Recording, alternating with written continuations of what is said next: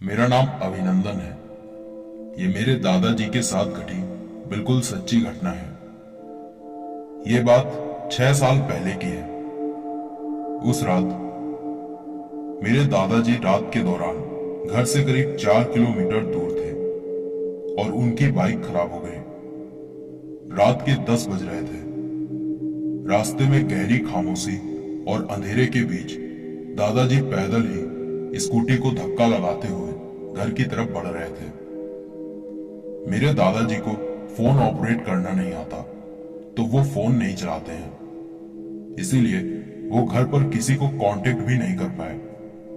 लेकिन मेरे दादाजी काफी फुर्तीले थे। उनके लिए ये दूरी उतना मायने नहीं रखती थी, इसीलिए वो तेज कदमों से घर की तरफ बढ़ रहे थे। करीब 2.5 किलोमीटर का सफर तय करने के बाद दादाजी ने स्कूटी रास्ते के किनारे खड़ी की और फिर जेब से बीड़ी निकाली। फिर जैसे ही उन्होंने बीड़ी जलाई तो उन्हें बहुत ही गंदी बदबू आई, मगर उस बदबू को नजरअंदाज करके दादाजी बीड़ी के कस भरने लगे और तभी उन्हें पीछे से उनकी गर्दन पर किसी की गर्म सांस महसूस हुई। दादाजी पीछे पलटे तो उनके पीछे एक बहुत ही लंबा आदमी खड़ा था। उसके बीच का हिस्सा कह सकते हैं कि उसका पेट नहीं था। उसका ऊपर का और नीचे का हिस्सा आपस में जुड़ा नहीं था और उसमें से काफी गंदी बदबू आ रही थी। दादाजी उसे देखकर चौंक गए। उन्हें समझते देर नहीं लगी कि वो एक भयानक आत्मा है। मेरे दादाजी बहुत ही हिम्मत वाले थे। उन्होंने उस आत्मा से कहा कि कौन हो तुम? तो वो बोला कि अरे विनोद, तू तो सीधा मुद्दे पर ही आ गया। देख, मुझे तेरी बीड़ी चाहिए। दादाजी ने उसकी बात सुनी और उन्होंने उसे बीड़ी पीने के लिए दे दिया।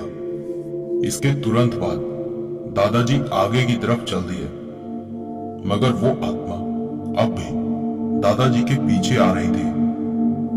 दादाजी को पता था कि ऐसी बुरी आत्माएं पीछे पीछे घर आ जाती हैं और फिर धीरे धीरे सबको मौत के घाट उतार देती हैं। इसीलिए दादाजी तेजी से चलने लगे और फिर कुछ दूर आगे जाने के बाद दादाजी ने अपनी शर्ट उतारी और शर्ट को उल्टा करके पीछे फेंक दिया। ऐसा करते ही पीछे से आवाज आई, आज तो तू बच गया, वरना मौत का भयानक तांडव देखता। दादाजी ने पीछे देखा तो वो आत्मा गायब हो गई। शर्ट को उल्टा करके पीछे फेंकने का एक खास टोटका है। बताते हैं कि अगर कोई आत्मा आपका पीछा कर रही हो तो इस टोटके को करने से वो आपके पीछे नहीं आ सकती। दादाजी को इसके बारे में अच्छे से पता था। दोस्तों, आज तो दादाजी इस दुनिया में नहीं है, मगर उनकी बताई ये घटना हमें आज भी याद है। मेरे दादाजी के साथ घटी ये घटना बिल्कुल सच्ची है। मेरा नाम किशन गुप्ता है। ये मेरे साथ घटी बिल्कुल सच्ची घटना है। ये बात 4 साल पहले की है। उस रात मैं अपने 6 दोस्तों के साथ एक पार्टी से वापस घर लौट रहा था। लौटते हुए रास्ते में एक शमशान घाट पड़ता है। जब हमारी गाड़ी उस शमशान घाट के सामने से गुजर रही थी तो हमने देखा कि शमशान घाट पर एक आदमी, जो कि ऊपर से नीचे तक बिना कपड़ों में था, कुछ अजीब हरकतें कर रहा था। मेरे सारे दोस्तों ने कहा कि चलकर देखते हैं कि वो वहां पर रात में क्या कर रहा है। हमने हमारी गाड़ी को रास्ते के किनारे पर खड़ा किया और सभी दोस्त पैदल ही उसी शमशान घाट के अंदर जाने लगे। जब हम वहां पहुंचे तो हम एक पेड़ के पीछे छिपकर उस आदमी को देखने लगे। फिर हमने देखा कि वो आदमी जली हुई चिताओं से खोपड़ी इकट्ठा कर रहा था। फिर वो आदमी चिताओं की गर्म आग पर जानवर का मांस पकाने लगा। ये सब देखकर हमें बहुत ही हैरानी हो रही थी। फिर वो आदमी मांस को अपने सामने रखता है और जो खोपड़ी उसने चिताओं से इकट्ठा की थी उन्हें बारी बारी से अपने चारों तरफ रख देता है। फिर उसी मांस के छोटे छोटे टुकड़े उसी खोपड़ी के ऊपर रखकर जोर जोर से कोई मंत्र बोलता है। तभी कुछ ही देर बाद वहां पर कई सारे काले साए प्रकट हो जाते हैं और उस आदमी के चारों तरफ घूमने लगते हैं। फिर वो आदमी जानवरों की तरह वो मांस खाने लगता है। ये सब देखकर हम लोग काफी डर गए थे। हम वहां से वापस गाड़ी में जाने वाले थे। तभी हमारा एक दोस्त जो कि काफी नशे में था वो उस आदमी पर चिल्लाता हुआ उसके सामने चला जाता है। हम उसे रोकने की कोशिश करते हैं मगर वो तब तक उसके पास पहुंच चुका होता है। जैसे ही वो आदमी हमारे दोस्त को देखता है तो उसके चेहरे पर एक शैतानी हंसी छा जाती है और उसकी आंखें सफेद बल्ब की तरह चमकने लगती हैं। वो आदमी एकदम से मेरे दोस्त के ऊपर हमला कर देता है और वो सारे काले साए उस आदमी के साथ मिलकर पलक झपकते ही भूखे भेड़ियों की तरह हमारे दोस्त की लाश के टुकड़े टुकड़े कर देते हैं। हमारे दोस्त की सिर्फ एक ही चीख सुनाई देती है और फिर वो हमेशा हमेशा के लिए शांत हो जाता है। हमारे तो रोंगटे खड़े हो जाते हैं। खुशकिस्मती से उस नरबच्ची आदमी को अभी तक हमारे वहां होने का पता नहीं था। वैसे वो कोई सामान्य आदमी नहीं था। भूत प्रेतों के बीच मौजूद वो कोई साधारण आदमी नहीं हो सकता। वो जरूर कोई प्रेत था या फिर कोई अघोरी। हम सब बहुत डर गए और फौरन वहां से भागे और जल्दी से गाड़ी में बैठे और वहां से निकल गए। दोस्तों, आज इस वाक्य को हुए कई साल बीत गए हैं मगर उस घटना को याद करके हम आज भी कांप उठते हैं। बदकिस्मती से उस घटना में हम अपने दोस्त को नहीं बचा पाए। मेरे और मेरे दोस्तों के साथ घटी ये घटना बिल्कुल सच्ची है। ये घटना विक्रम नाम के शख्स के साथ घटी है। उन्होंने मुझे अपने साथ घटी इस घटना के बारे में ईमेल के माध्यम से बताया है। तो आगे की घटना मैं आपको विक्रम जी के नजरिए से सुनाता हूँ। मेरा नाम विक्रम है। ये बात आज से 3 साल पहले की है। देर रात मैं अपने दोस्त की शादी से वापस घर लौट रहा था। उस रात मेरे बेहद ही करीबी दोस्त की शादी थी, इसीलिए रास्ता खराब होने के बावजूद मुझे उसकी शादी में जाना पड़ा था। वहां से लौटते हुए मैंने रास्ते में अपने लिए 2 मीठे पान लगवा लिए थे। उस वक्त तो मेरा पेट भरा हुआ था, तो मीठे पान मैंने अपनी शर्ट की जेब में रख लिए थे। सब कुछ सही था, बस परेशानी थी उस उबड़ खाबड़ रास्ते की, जिसकी वजह से मुझे बाइक चलाने में बड़ी परेशानी हो रही थी। खैर, अभी मैं सड़क के एक पीपल के पेड़ के पास पहुंचा था, तभी अचानक मेरी बाइक चैन फंस गई और जोर जोर की कड़कड़ाहट भरी आवाज के साथ बाइक वहीं पर बंद पड़ गई। मैंने मन ही मन सोचा कि ना जाने किसका चेहरा देखकर उठा था। बाइक से नीचे उतरकर मैं उसे चेक करने लगा, मगर काफी मशक्कत करने के बाद भी उसे ठीक नहीं कर पाया। तभी पीछे से मुझे एक आवाज सुनाई दी, साहब, मैं आपकी बाइक ठीक कर दूंगा, मगर बदले में मुझे अपने दोनों मीठे पान दे देना।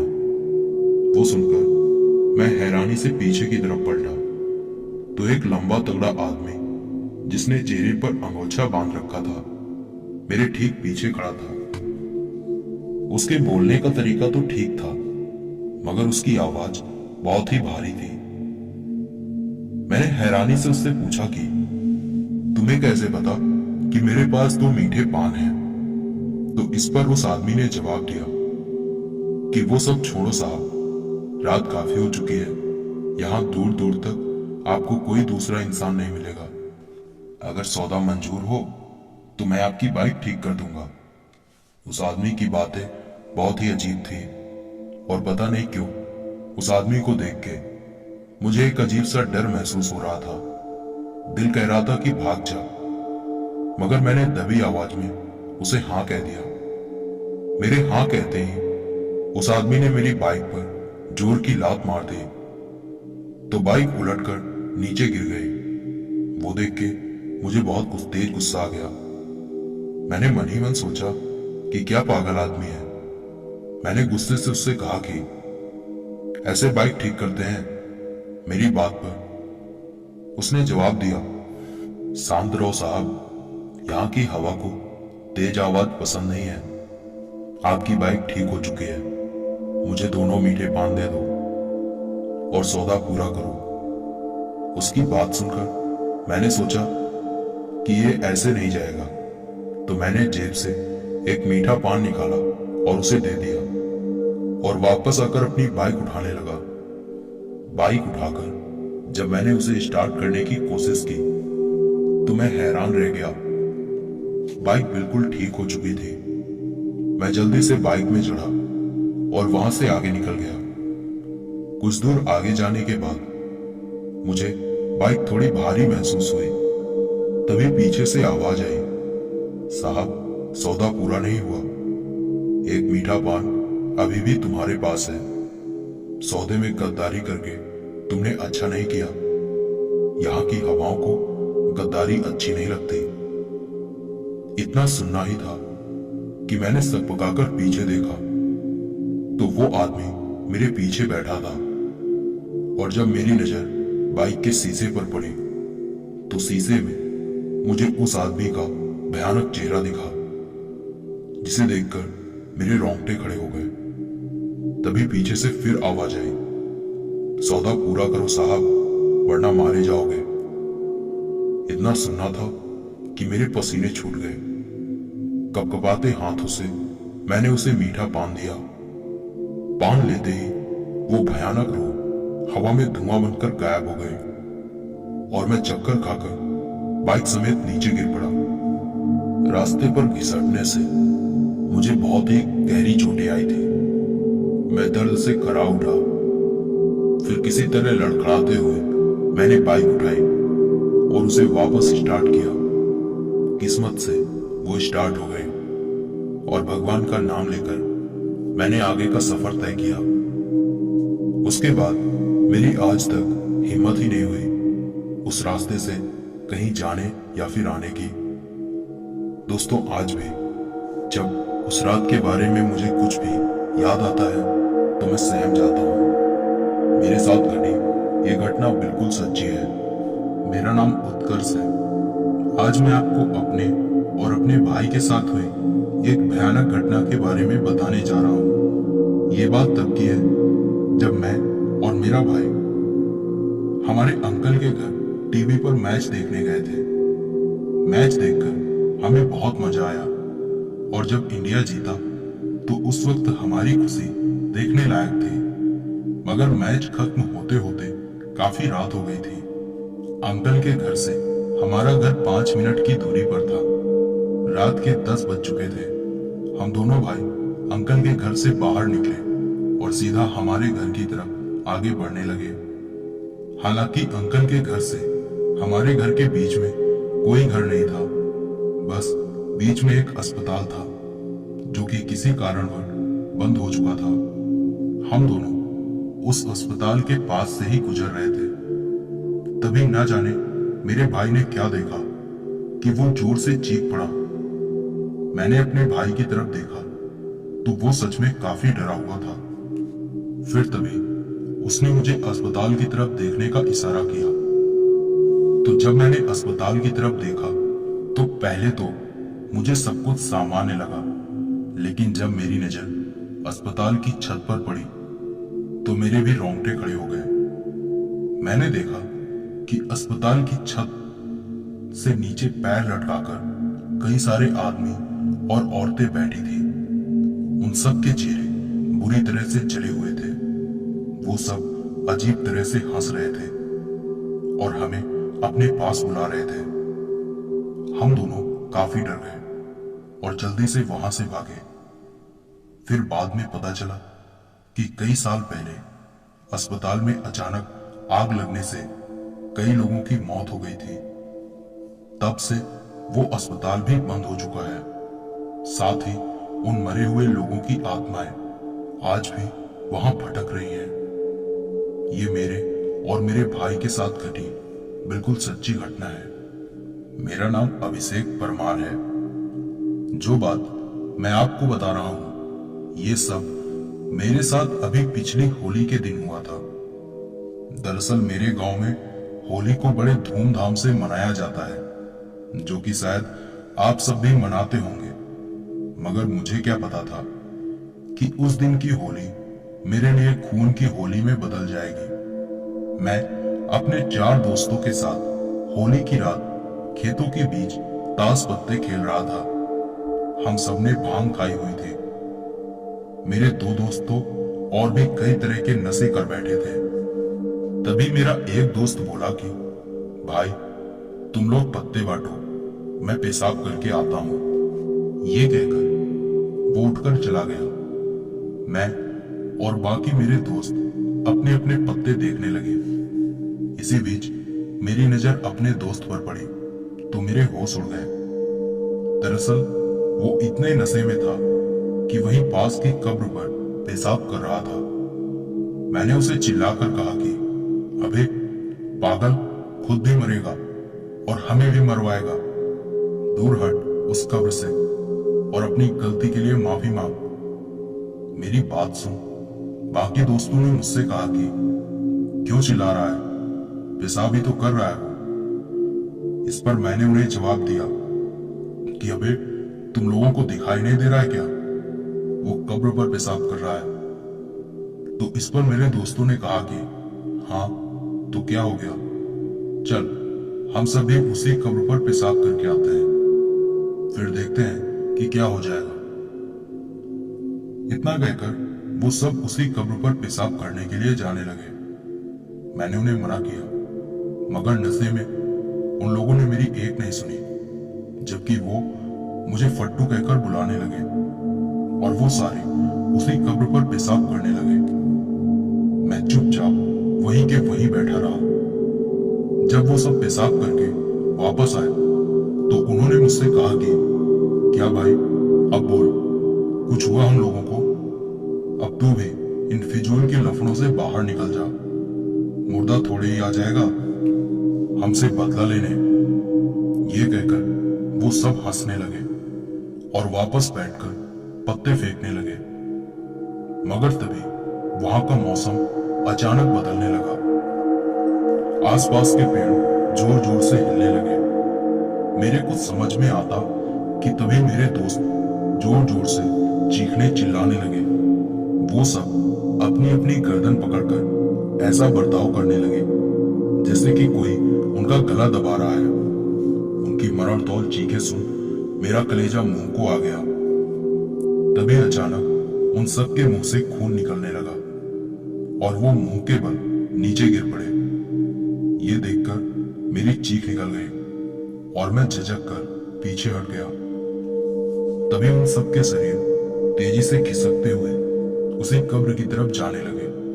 वो देख मैं खौफ से चीखने लगा और बिना पीछे देखे वहां से भागा। फिर गांव पहुंचकर मैंने लोगों को पूरी बात बताई, मगर सबने सोचा कि मैं नशे में ऐसी बहकी बहकी बातें कर रहा हूं। किसी ने मेरी बातों पर यकीन नहीं किया। मगर सुबह तक जब मेरे दोस्त घरों से लापता रहे तो सबको कहीं ना कहीं मेरी बात पर यकीन हुआ।